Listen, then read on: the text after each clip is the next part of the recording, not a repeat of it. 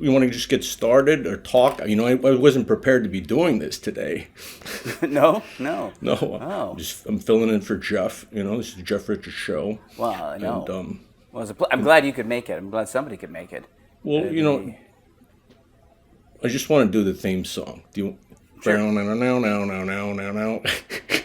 Oh, that. You know, Yes. now, right? Who wrote that? Did you know the writer of that? Well, yeah, that was a band called Shadowy Men on a Shadowy Planet that wrote that, and oddly enough, it was actually that piece is called Having an Average Weekend, and it's the only piece that was written by the drummer Don Pyle, and I didn't know that till our TV series ended. What a rather unfortunate last name, Pyle. Don Pyle, yes. It just strikes you. You go into the DMV, you're trying to sign something, and they say Pyle. You know. Yeah. I didn't. Well, it worked out for Jim Neighbors. Or did it? Well, maybe it didn't. Maybe it didn't. It kept him occupied for a while. Look at you. Well, first I want to start with your hair, because you have hair. Yeah. Thank you, Dustin. And then there's a wave to it, and there's a somberness to it. What do you do when you do your hair? How much time do you spend on it? Well, very little today, because it does not have a lot of range. I do try to go for somberness. I think it's important for a man of my age to have serious hair. I don't think once you get over 50, you should have flippant or frivolous hair anymore. And of course I'm talking directly to Ron Wood. What is it that hair does to you? Because I know a lot of older people like to put hair on their face to distinguish themselves.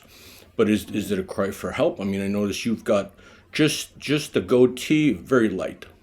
It's a little stubbly right now. I had shaved it all off because I sort of every once in a while I'll grow the goatee. Then every once in a while I will shave it off just to do a quick check on exactly how old I am, and then I'll usually grow it back because usually about the 10th time someone's told me I look like a lesbian, I'll grow it back. But that's a good thing these days, right? To look like an old lesbian, yes. I think so. You know, because they let you in line. You know, they don't push you around as much. Let's talk about. Yeah. I want to talk about your acting and how you approach a character, and what it is that tells you that you found that character. Mm-hmm. Oh, was that the question part? Yeah, whatever I say, and then when I stop, that's the question. That's the question. Okay, good. I was a little uncertain as to whether the question had happened yet or not. All right, but, are you trying to come at me? No. I'm just as usual, slightly confused at all times.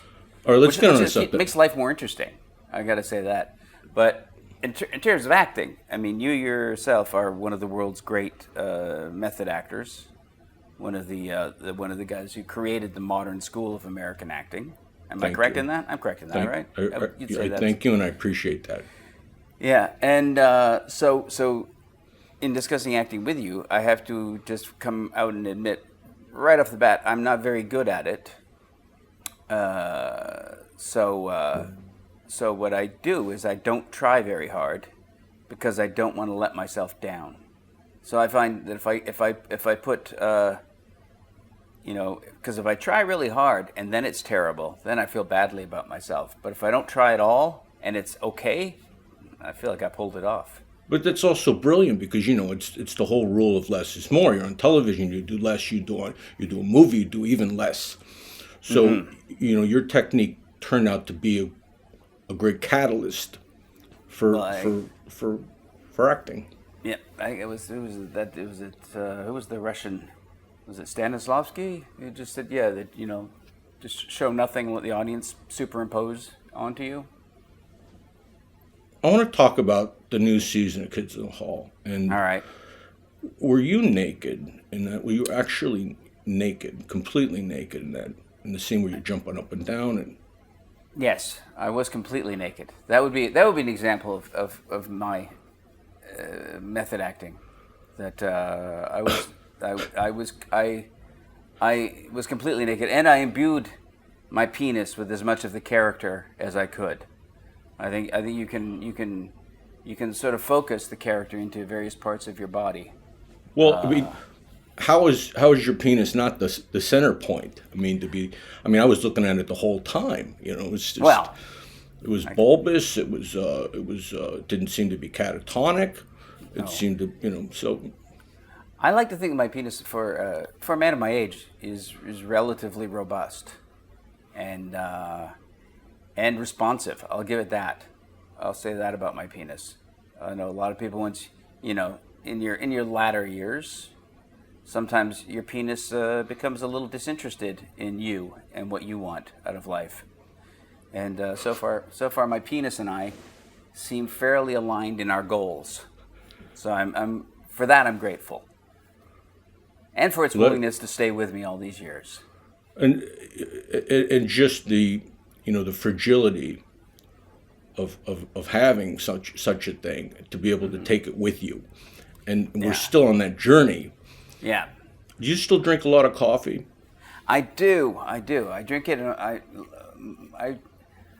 drink it in a more condensed form now than I used to. It used to be just I would drink like, you know, a good like 5-10 cup pots of coffee in a day. And now, because I don't want to have to pee constantly, I've switched over to more like espressos. So I'll have a lot of double espressos, well, really quadruple espressos in a day. So that way I can reduce the water intake. Because you know, the water's that's just pointless fluid.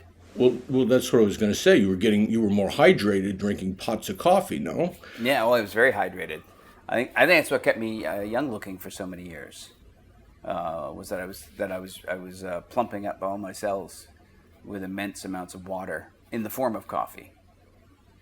But now I'm less hydrated. But it's a balancing game, because otherwise the majority of my day is spent peeing. You know what it's like, I think. I know what it's like, but you know, I'm on these marijuana edibles, and they kind of hold back my urine. There's a sensory overload. Yeah. Oh, I got to get those, especially for car trips. I know that you're Canadian. Of course, you're Canadian. Yeah. When's the last time you spoke French? The last time I tried to speak French was when I took my daughter to Paris. And I would usually get about as far as "excusez-moi," and then the Parisian would look at me with disgust and go, "I speak English," and then the rest of the conversation would go in English. You know, a lot of places, a lot of countries, they'll be pleased that you make an effort. France isn't one of those countries on any subject. Is Canada one of those countries? No. Well, Canada in writ large, but Quebec, no. Same. You'll get basically the same thing in Quebec. If you try to speak French to them, they'll just look disgusted.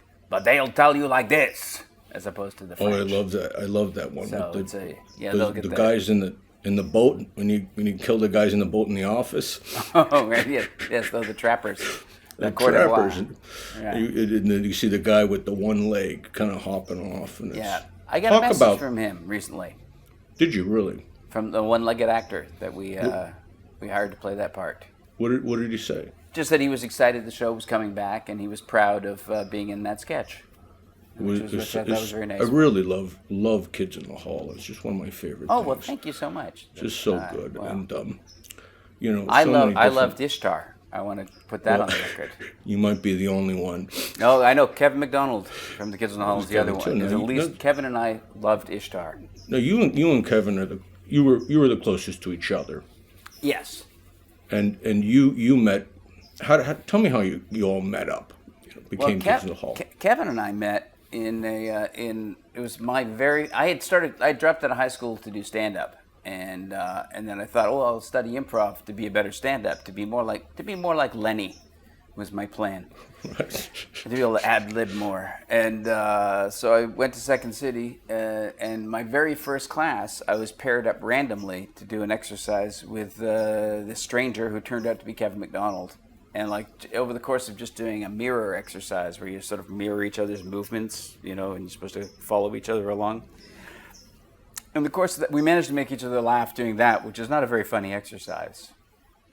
And then I saw him do an improv that I thought he was hilarious in, and he liked me in an improv I did. And at the end of that class, we decided to form a comedy team.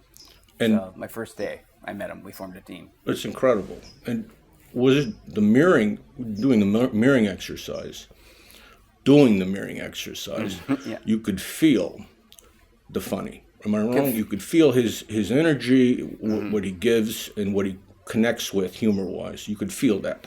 Yes, it was an immediate chemistry, and the fact that he could make such a boring exercise funny, I thought was great. He's so funny. He is. I think all the kids in the hall say that Kevin's the funniest in the group. Well, you just look at him, and yeah. he's. Yes. I don't know if that works with a Dustin Hoffman look, but. Are you into sports? You're a sports guy. I'm into hockey, because otherwise I lose my citizenship. But I do love hockey. I specifically love the Toronto Maple Leafs. Have since early childhood. Did you play at all? I played until I was 16. But at 16 I was like 5'8" and 130 pounds. And at that size, my own teammates started to feel just a strong compulsion to hurt me. You were basically one of the sticks. Yeah. With a slight curve. Yeah. Slight curve. I want to talk about the writing on Kids in the Hall. All right. How much is improvised when you're shooting? Very little. We spent a lot of time working on the scripts, but because we're the writers and the producers and the stars, we can do whatever we want on set. So we'll often rewrite the dialogue on set, but we don't usually like improvise within a shot. Maybe some little ad-libbing, or we'll sort of talk over each other occasionally, but mostly it's all pretty tightly scripted by the time we get in front of the cameras. And how was it getting back together? And it must have felt wonderful. And it was great. Yeah, it was. It's nice. Like I'm the baby at 59, so it's nice to get together. And first off, the guys make me laugh. Like the other guys all make me laugh, and it's nice. It's also just how many times do you get to feel like you're still rebellious when you're in your 60s? And in today's world, where it's difficult to say certain things, and you guys touched on it with some of the monikers of today, of what you can say and what you can't say, and how it makes people feel, and how that should make you feel, and so you got into some of that stuff. Yeah, and we're still standing, so that's good. Good. So what is happening now with you currently? You're out? You doing the press still, or you? There's still we've done most of the press now for done it. Pretty much most of it. So now we're just waiting to see if the people over at Prime Video are happy with the performance of it, and if they are, we could be back up in Toronto in a few weeks, writing another 8 episodes.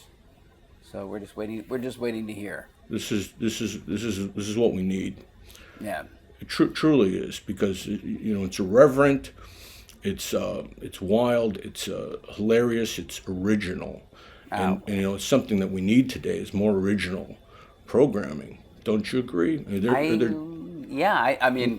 I can't without revealing my immodesty say that we're what's needed, but I do think. I do think satire is important, and I do think comedy can be useful, and I tend to like the comedy I watch. I tend to like when it's unrestrained and when it's honest and when it isn't afraid. Is satire dangerous? Can it be dangerous? It can be unprofitable. That's always been the case. And so it's dangerous in that regard. And it can be dangerous now because we live in an era where people can parse out individual words from a performance and cut it all together and remove context and nuance and go out and try and destroy people, which is a shame. I mean, obviously it's good to a critical audience is a good thing. An audience that is intelligent and demands quality is a good thing. But I don't know that I believe that the best intentions are always at play in today's criticism. Can I make that answer more cowardly? Listen, it's difficult to know what to say because when you say something, you've said it, and once it's out there, it gets circulated and distributed. So it's understandable to be in these situations and not necessarily know how to answer these questions. Most of the time, I just try to keep my mouth shut. which makes it hard to do comedy. Yeah, it does. Unless you're a pantomime, and there's very few of those. There's Puddles the Clown, and beyond that, I don't know who else is really good at it. Is Puddles Canadian? Puddles is not. He's an American. He's even a Southerner. I think he's a Southerner. I know he lives in Atlanta, but I think he's from Atlanta. That's a good way to do it. Tell me about your normal day. A day you're not shooting something or doing an interview or writing, when you're just being Dave. Your private life, basically. My private life. Well, obviously, like everyone, wake up, masturbate, put on the news, drink coffee, sigh heavily for the rest of the day. That's a full day. And if I still have the energy, go to bed and masturbate. I like that balance. I find that gives the day some symmetry. Well, it certainly gives this interview some symmetry. This has been completely unbridled, completely insane. In that case, don't air it. This is probably based on the fact that you don't think anyone's going to see this. Oh no, I assume I mean, look at me. I mean, how many other than masturbation? What are my options at this point in life? So people have got to assume I'm masturbating a lot. Well, you look awake. Well, yeah, and you look flushed in a good way. Yes. Cause it keeps a certain amount of dopamine running through your system. I think that's important. That's my advice to all the kids out there. Is to wake up and masturbate. Yeah, and by kids I mean anyone under 60. Tell me about that painting behind you. What's the significance of it? Well, let's see. Can I give you a better look? It's a painting by an artist named Mike Gorman that I actually bought when I was making NewsRadio at the Lurie Gallery on Ventura Boulevard. It's not there. The gallery's not there anymore. But I wound up buying did I buy three of his paintings, just because I found myself going in there like several times over the course of a week and staring at them. And this one seems to be sort of a New York. It's got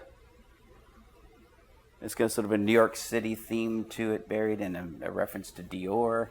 And mostly, I loved the colors and the textures in it. But I think he's a great artist.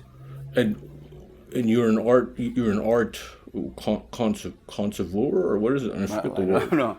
Well, I was somebody who could buy art when he had a sitcom. Let's talk about NewsRadio, because sure, it's just a wonderful show. How did that fit into your life in terms of? Well, it came pretty much very close on the heels of doing The Kids in the Hall. So it came like within a year of finishing up 5 years on TV with The Kids in the Hall. NewsRadio, I got the call from Paul Sims that he'd written a show with me in mind to play the role of Dave Nelson, and so I was able to go down and jump into that right away, which was great, because it was, going from working with this one sort of great collective, the Kids in the Hall, to a new group of people that I thought were brilliant. I thought the cast of NewsRadio, I thought, was one of the best casts you could ever hope to be a part of. And he put together one of the best writing teams in television, one of the best staffs in television. So it was, and I got to be there for 5 years. So I got to be on TV for 10 straight years, which was great. What do you attribute that to? And a lot of it to luck, and a lot of it to the talents of the people I was lucky enough to be working with. Give full credit to the other Kids in the Hall for having a career at all, and then because of them I got NewsRadio, and because of how good everyone else was on NewsRadio, I got to do it for 5 years. So all this from the Rivoli Theater. All from a 200-seat bar on Queen Street. Take me back to the Rivoli and what it was like going on that stage, what you felt, the pressure you felt, the intensity it was, the dreams you had. Yeah, well, we only felt pressure from each other, and that was intense pressure, because we were very unpleasant to each other in those days. Why is that? Just because we were a bunch of guys in our 20s, and we had kind of a punk sensibility about comedy, and basically our only real rule was not to be boring. That was the only thing that we kind of insisted on, was not to do it, and also just the notion that if someone came in with a sketch that seemed like something somebody else might do, then we would reject it immediately. It was always like, well, why would we do that if somebody else could do it? Isn't that interesting? Mm-hmm. When people think they're doing something original, when they really know deep in their heart that they're not. Yeah. Because you hear a premise or you see somebody do a move, it's up to you to let that go. Yeah. Don't you agree? Yeah. You mean in terms of not going taking onus on that and becoming taking a line or a premise or an idea or a deflect or an adjustment on the fingers or something. Yeah, well, I always figured you should, like, for me and Kevin too, we always thought you should study the stuff you love and like really study it and really try to know everything you can about it, and then in your own work, try to avoid being like the thing you love. Just try to honor the things you love by not doing what they did. And that was kind of, if that makes sense. It makes. So we honored, for example, we honored what we loved about Python, which was their anarchism, by going back to traditional structure in sketches. Who before Monty Python was doing that? What Python was doing? Before Python, well, no one was doing exactly what Python did. Just in terms of just social. But the UK can handle that stuff better than we can. Yeah, and Python was they were so structurally just revolutionary, and the fact that they threw out the idea of ending sketches, which was an amazing. It's a service to sketch comedy. Yeah. It's like the hardest part is to come. And Mr. Show picked that up years later and right. kind of ran with the same structure. But before Python, you had the Beyond the Fringe group with Peter Cook and Dudley Moore were in that group, and of course before that were the Goons on British radio, which was Peter Sellers and Spike Milligan and Harry Seacombe. And that was also an anarchic show. So the Pythons grew up with this sense of anarchy and comedy. And they just took it to an extreme. You had that rebel, but it was sort of encapsulated in something more innocent. You guys were younger, fresh-faced, very attractive, except for Right, Kevin. thank you. But you know what I'm trying to say. It certainly was a different time. You know, We seemed approachable, which I think gave us a lot of,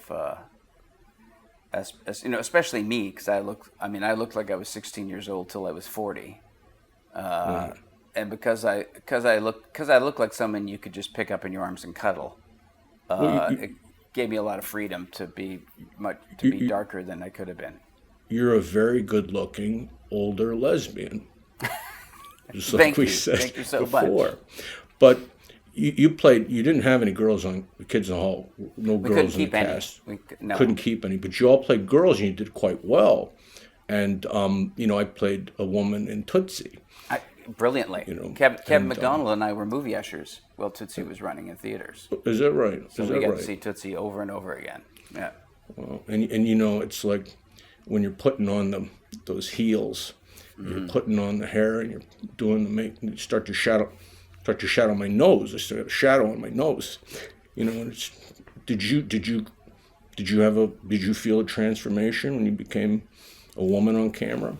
Oh, definitely. I think the first time I was in, you know, in full makeup and wardrobe that I thought really worked, and looking in a mirror and going, "Oh my God, I would date me if I could get me to talk to me." That's the hard part. yeah, because I was too shy to talk to me in the mirror. Too shy to shy. I was too pretty.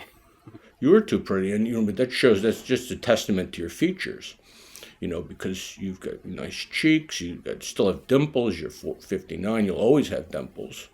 Yeah. Once you have dimples, you always have dimples. You know, so, I hope so.